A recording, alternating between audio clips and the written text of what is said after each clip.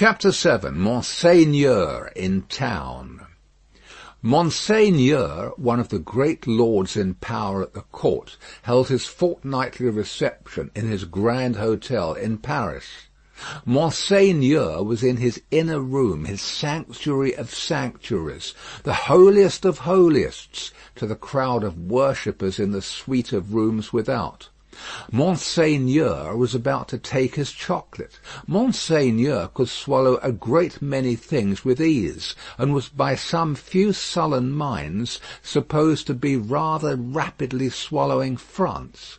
But his morning's chocolate could not so much as get into the throat of Monsignor without the aid of 4 strong men besides the cook.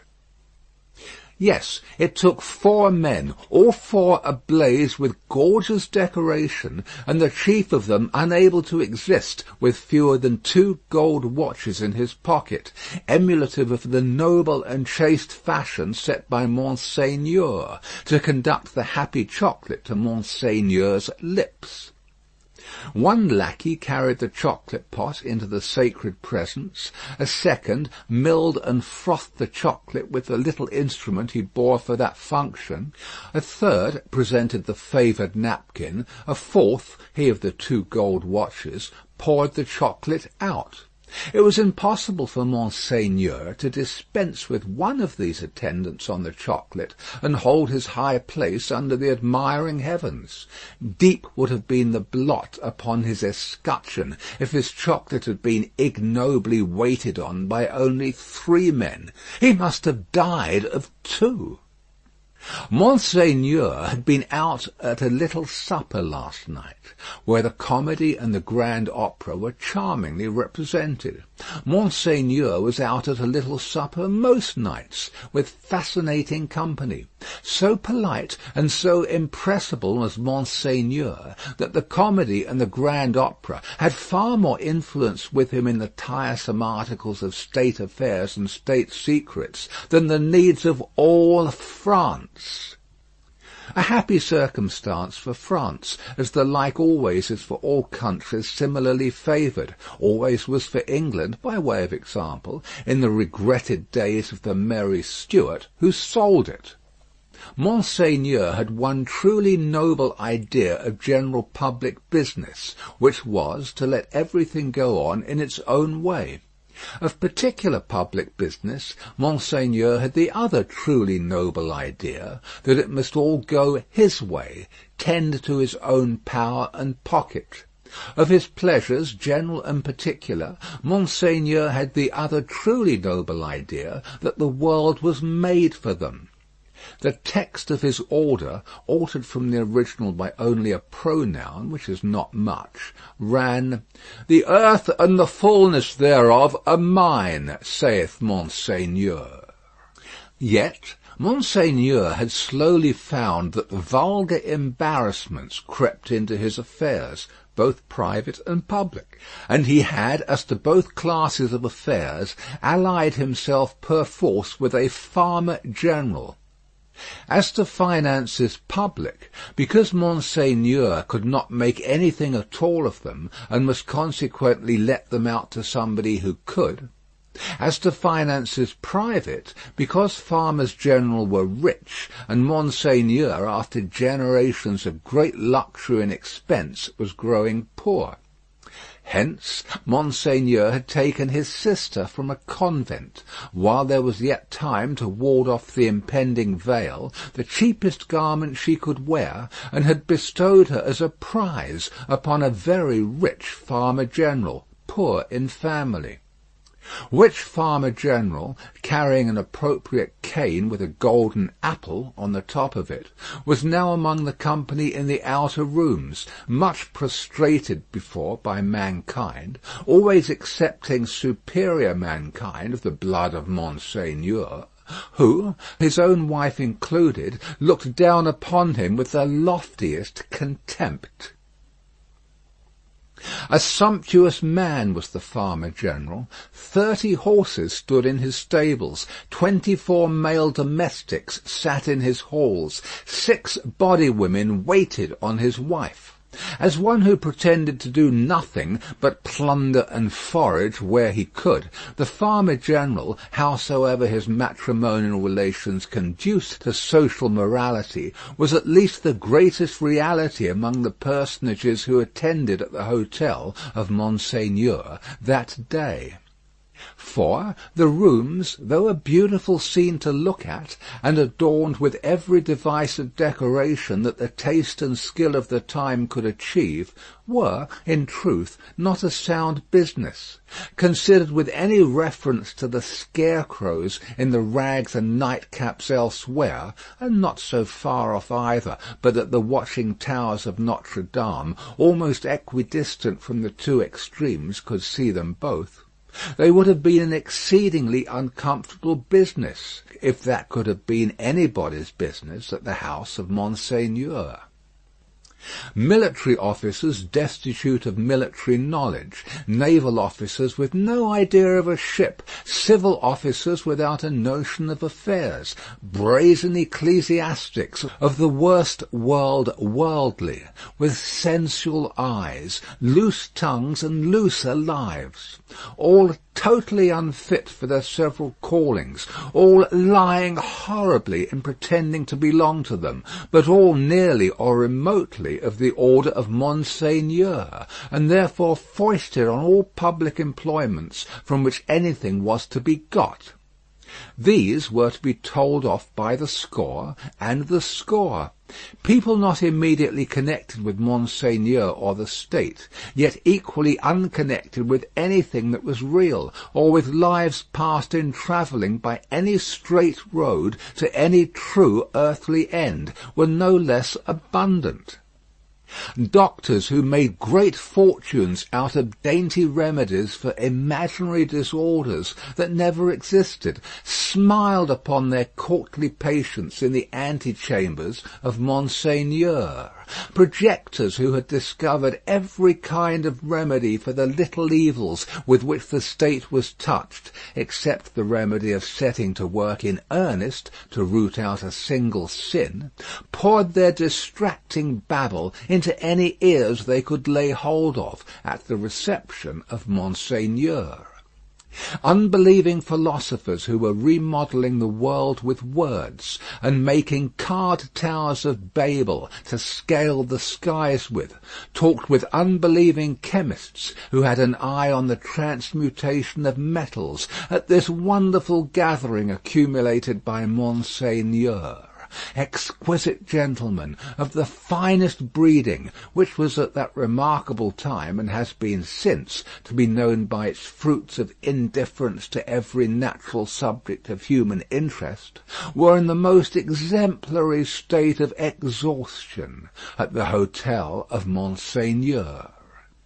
Such homes had these various notabilities left behind them in the fine world of Paris, that the spies among the assembled devotees of Monseigneur, forming a goodly half of the polite company, would have found it hard to discover among the angels of that sphere one solitary wife who, in her manners and appearance, owned to being a mother.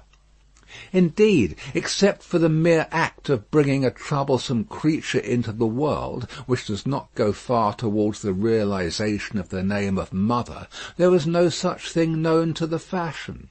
Peasant women kept the unfashionable babies close, and brought them up, and charming grandmammas of 60 dressed and supped as at 20. The leprosy of unreality disfigured every human creature in attendance upon Monseigneur.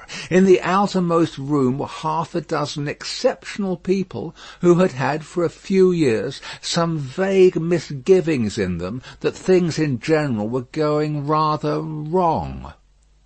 As a promising way of setting them right, half of the half-dozen had become members of a fantastic sect of convulsionists, and were even then considering within themselves whether they should foam, rage, roar, and turn cataleptic on the spot, thereby setting up a highly intelligible finger-post to the future for Monseigneur's guidance.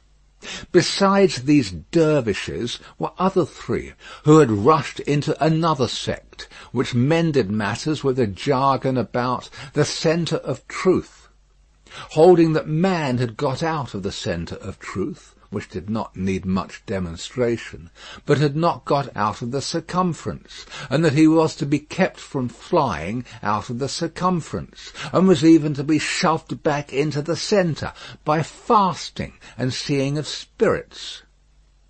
Amongst these, accordingly, much discoursing with spirits went on, and it did a world of good which never became manifest. But the comfort was that all the company at the Grand Hotel of Monseigneur were perfectly dressed. If the day of judgment had only been ascertained to be a dress day, everybody there would have been eternally correct. Such frizzling and powdering and sticking up of hair, such delicate complexions artificially preserved and mended, such gallant swords to look at, and such delicate honour to the sense of smell, would surely keep anything going for ever and ever. The exquisite gentlemen of the finest breeding wore little pendant trinkets that chinked as they languidly moved. These golden fetters rang like precious little bells, and what with that ringing, and with the rustle of silk and brocade and fine linen, there was a flutter in the air that fanned Saint Antoine and his devouring hunger far away. Dress was the one unfailing talisman and charm used for keeping all things in their places. Everybody was dressed for a fancy ball that was never to leave off. From the palace of the Tuileries, through Monseigneur and the whole court, through the chambers, the tribunals of justice, and all society except the scarecrows, the fancy ball descended to the common executioner, who, in pursuance of the charm, was required to officiate frizzled, powdered, in a gold-laced coat, pumps, and white silk stockings. At the gallows and the wheel, the axe was a rarity. Monsieur Paris, as it was the episcopal mode among his brothers professors of the provinces, Monsieur Orleans and the rest, to call him, presided in this dainty dress. And who among the company at Monseigneur's reception in that 1780th year of our Lord could possibly doubt that a system rooted in a frizzled hangman, powdered, gold-laced, pumped, and white silk stockinged, would see the very stars out? Monseigneur, having eased his 4 men of their burdens and taken his chocolate, caused the doors of the holiest of holists to be thrown open and issued forth. Then what submission, what cringing and fawning, what servility, what abject humiliation! As to bowing down in body and spirit, nothing in that way was left for heaven, which may have been among other reasons why the worshippers of Monseigneur never troubled it. Bestowing a word of promise here, and a smile there, a whisper on one happy slave, and a wave of the hand on another, Monseigneur affably passed through his rooms to the remote region of the circumference of truth. There Monseigneur turned and came back again, and so in due course of time got himself shut up in his sanctuary by the chocolate sprites, and was seen no more. The show being over, the flutter in the air became quite a little storm, and the precious little bells went ringing downstairs. There was soon but one person left of all the crowd, and he, with his hat under his arm and his snuff-box in his hand, slowly passed among the mirrors on his way out. "I devote you," said this person, stopping at the last door on his way, and turning in the direction of the sanctuary, "to the devil." With that he shook the snuff from his fingers as if he had shaken the dust from his feet, and quietly walked downstairs. He was a man of about 60, handsomely dressed, haughty in manner, and with a face like a fine mask, a face of a transparent paleness, every feature in it clearly defined, one set expression on it. The nose, beautifully formed otherwise, was very slightly pinched at the top of each nostril. In those two compressions, or dints, the only little change that the face ever showed resided. They persisted in changing colour sometimes, and they would be occasionally dilated and contracted by something like a faint pulsation. Then they gave a look of treachery and cruelty to the whole countenance. Examined with attention, its capacity of helping such a look was to be found in the line of the mouth and the lines of the orbits of the eyes being much too horizontal and thin. Still, in the effect of the face made, it was a handsome face and a remarkable one.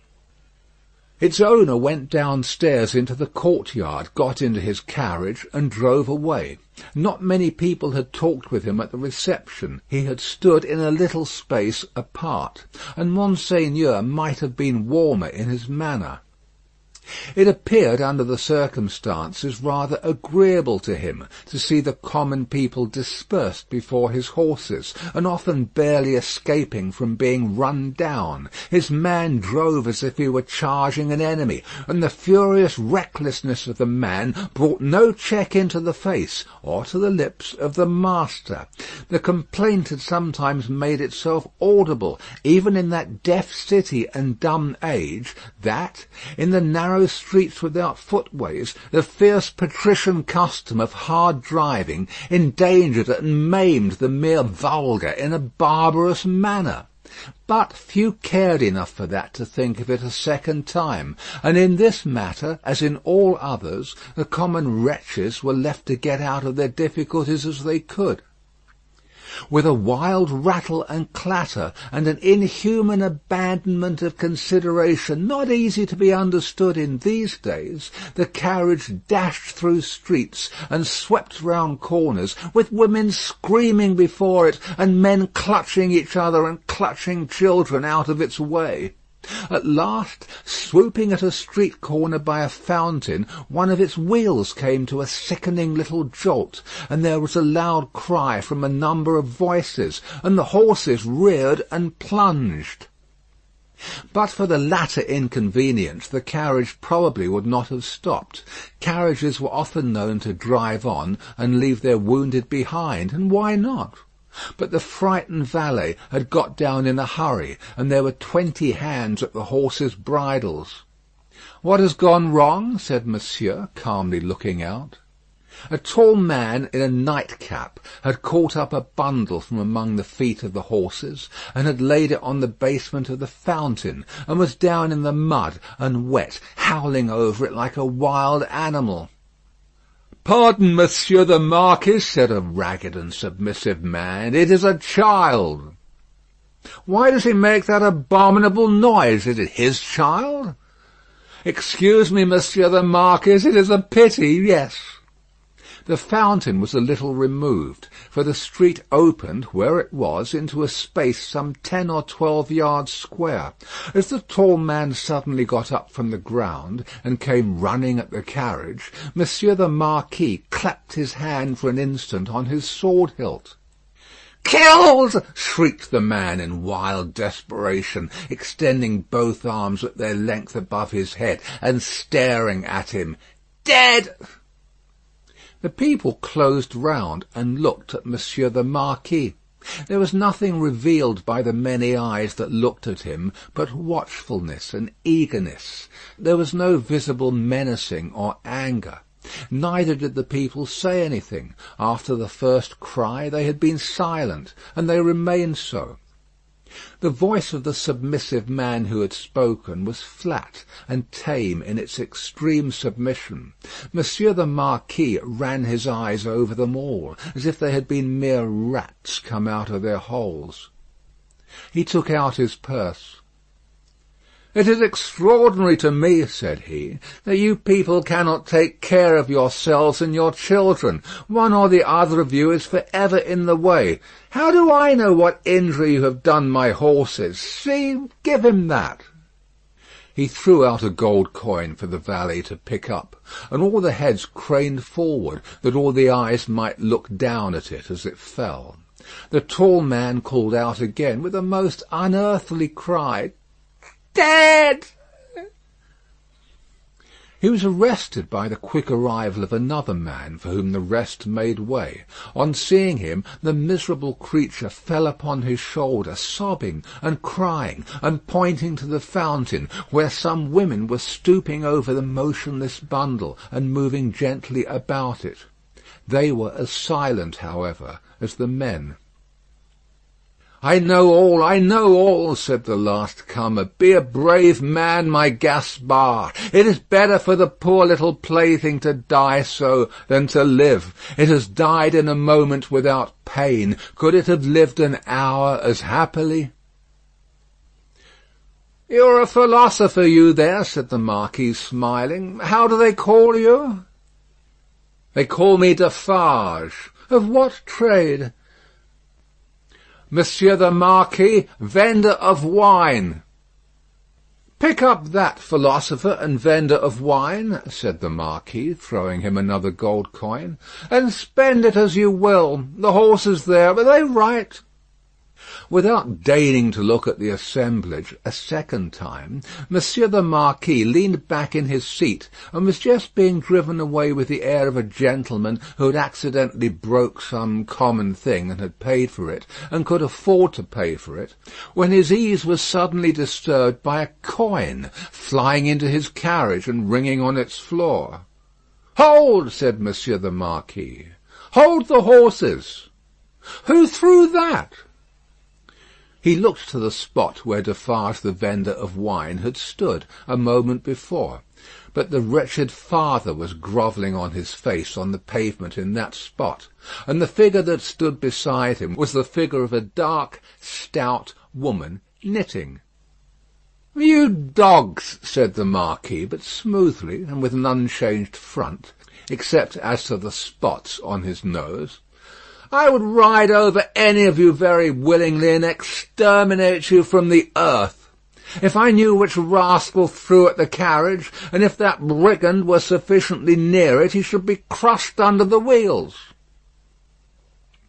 So cowed was their condition, and so long and hard their experience of what such a man could do to them, within the law and beyond it, that not a voice, or a hand, or even an eye was raised.